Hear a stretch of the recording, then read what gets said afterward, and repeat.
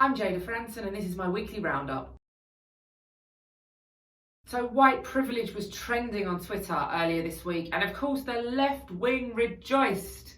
White privilege is a concept devised by a feminist, Peggy McIntosh, in an essay she wrote back in 1988. In her 50-point essay, McIntosh sets out her argument for white privilege, which is of course absolute nonsense.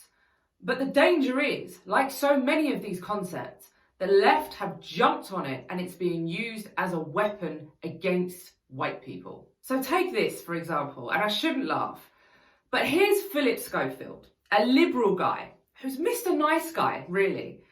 And he dares to ask a black lady who came onto his show for evidence of racism, which she claims is rife throughout Great Britain. And this is her response. It's symptomatic of the culture of racism in the United Kingdom. What examples do you have? You see, that is another problem. When people keep asking what examples, it makes me question. It makes me question, where have you been the last 2 years? What have you been reading? What have you been listening to? I've been reading some criticism. Right. I haven't personally read anything that I could say was based on racism. And this is part of the problem. And let me explain what racism looks like from the lens of white privilege. White privilege whitewashes racist and inflammatory language as unconscious bias. It perpetuates the bigotry of intolerant white people as ignorant. It defends and protects their private views, once spoken, as misspeak, and then camouflages racist behavior as error of judgment. Poor old Philip. Look at his face. He only asked this woman to provide evidence of racism, which is a pretty serious accusation. And her response was that he is racist for asking for evidence. Well, if anybody needs any evidence that this concept of white privilege is actually just a weapon, then let's have a look at some stats, shall we? Maybe we should start with the disproportionate suicide rate of white males in Britain. Or maybe the abortion stats that were released for 2018, which state that 78% of abortions were carried out by white women. That's in comparison to the 8% carried out by Asian women and the 8% carried out by black women. Or maybe we should remind ourselves of those private schools here in the UK who recently refused to accept a £1 million donation for impoverished white boys because they deemed that to be inconsistent with their values and borderline racist. On the flip side, Cambridge University had absolutely no problems with Stormzy running his Black Students Only scholarship scheme. Or perhaps we should look at the homeless rates for 2018 to 2019, which state that 62.7% of rough sleepers in the UK are white. And how do the people peddling this narrative think that white people feel about looking at adverts that are calling for black and ethnic minority applicants only? For example, Sadiq Khan recently promoted a tweet from Apple for a workshop that's only available to black women. Or how about those BBC recruitment adverts that keep popping up, in which they state that only non-white applicants can apply? Now, I'm no fan of the guy, but I guess everybody remembers last year when Justin Trudeau's blackface hit the news.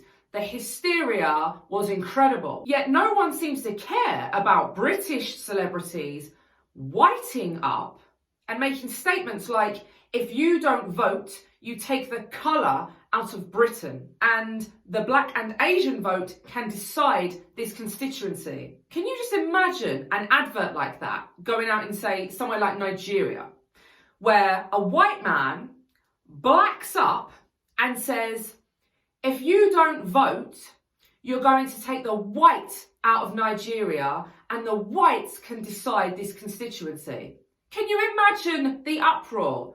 I myself would be outraged because it's not the norm. And maybe to just sum up this myth of white privilege, it is a fact that the majority of grooming victims right here in the UK are white British girls. And the perpetrators are almost entirely Pakistani Muslim men. I don't know about you, but I am so sick of being clubbed over the head for my whiteness. Thank goodness there are black men out there who are actually standing up and calling this out for what it is. White privilege is an utter lie. For Black people, I believe white privilege is something to leverage. What is it, though? I don't see it anywhere. What is it? Huh? What is it? How don't you For not people see like white me who privilege? don't see it. How do you not? How do you not see white privilege? Because it doesn't exist. I mean, the whole thing of white privilege is it's essentially a little essay or paper by some woman that went way too far. It's not just that I don't believe it exists. I actually think it's a terrible concept to try to ingrain in people.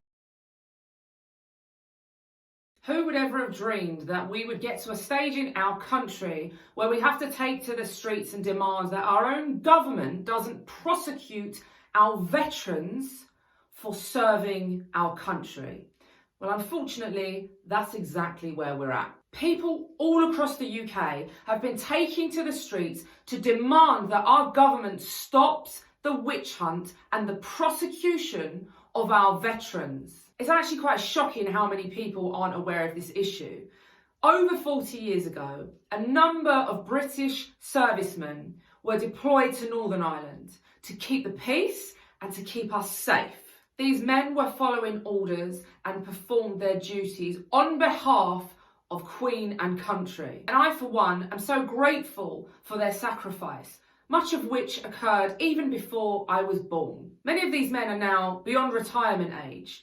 Some of them are in very ill health. And the British establishment see fit to haul these men into court under accusations such as murder and put them on trial. So before the general election, Boris Johnson made a promise to end the unfair trials of those who served in Northern Ireland and give them legal protection to prevent them from being prosecuted. Well, like so many promises made by politicians, that hasn't happened. In fact, over the coming months, many of these trials are due to commence. Our heroes, our veterans, could be facing jail for fulfilling their duties, which were ordered by the British state.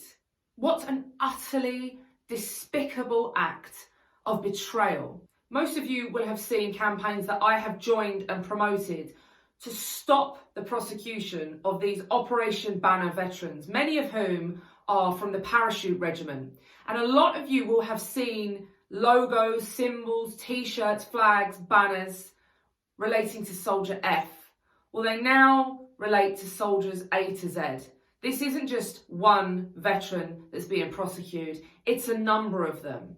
And despite Boris's pledge to end these unfair trials, it now seems that his promise only relates to any future unfair or vexatious trials against our servicemen. This is an issue that nobody owns. This is an issue that affects every single one of us. These men fought, bled, some of them died to protect all of us and our nation. And this is an issue really that affects those young men that are going to sign up to the British Army. What have they got to look forward to? Decades of loyal service and then prosecution by the state. We need to put a stop to this. We need to put pressure on our government to end these witch hunts now and stop the prosecution of our veterans.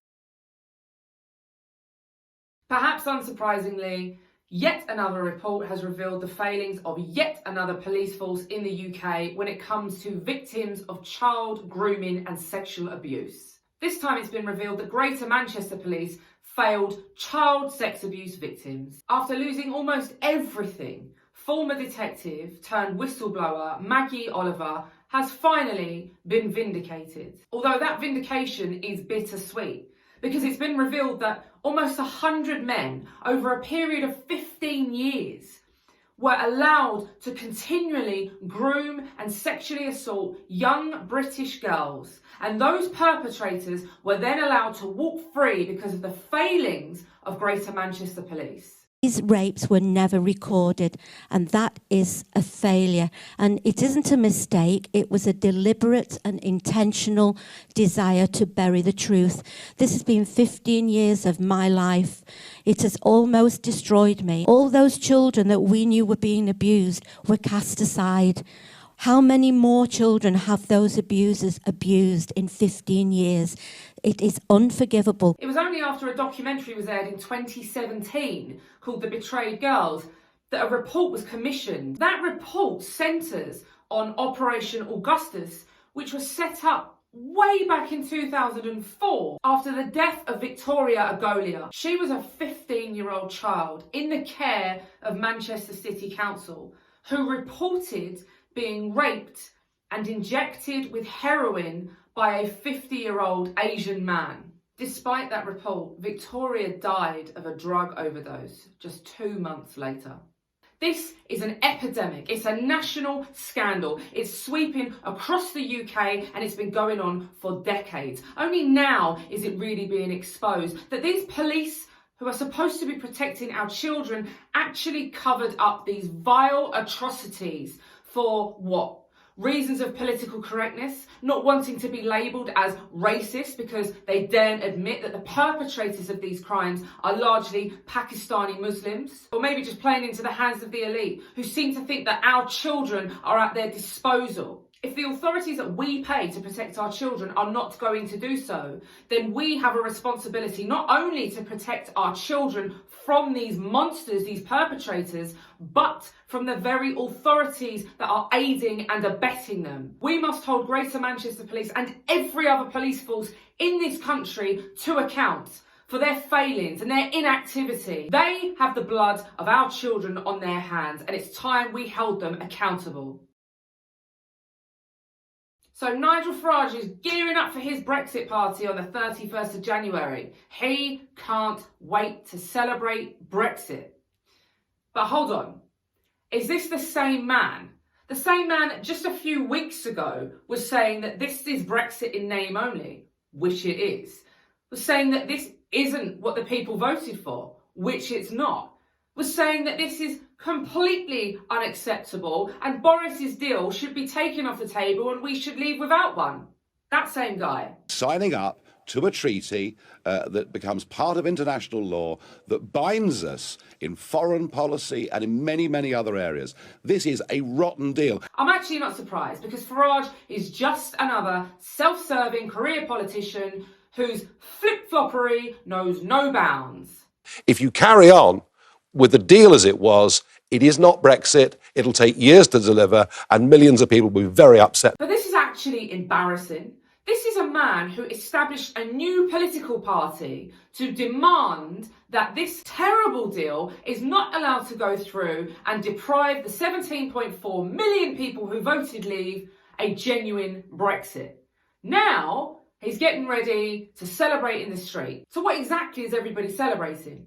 We've heard this being called Brexit in name only by the very Nigel Farage himself. So is that what we're celebrating? Or maybe we're celebrating the £39 billion divorce bill that we're paying to the European Union instead of ploughing into, say, our NHS or education system. Or perhaps now everybody quite likes the level playing field condition of the deal, where the EU gets to dictate to us that we can't have more favourable conditions with a third party that we might create a trade deal with, basically dictating to us what our terms can be. What saddens me the most is everybody planning to celebrate in the street has conveniently forgotten the fact that our government has left behind part of our United Kingdom of Great Britain and Northern Ireland.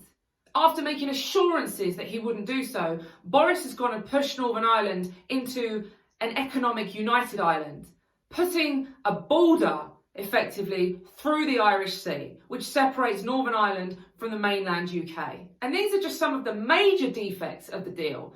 I'm sure Nigel Farage could fill us in great detail on all of the other issues with this deal that is not delivering Brexit. But instead, he's pushed all of those issues aside and is now planning on celebrating in the street. What a shameless abandonment of principles. I do understand, because of Brexit fatigue and anger in the country, the temptation to vote for it, but it is nothing more than Brexit in name only.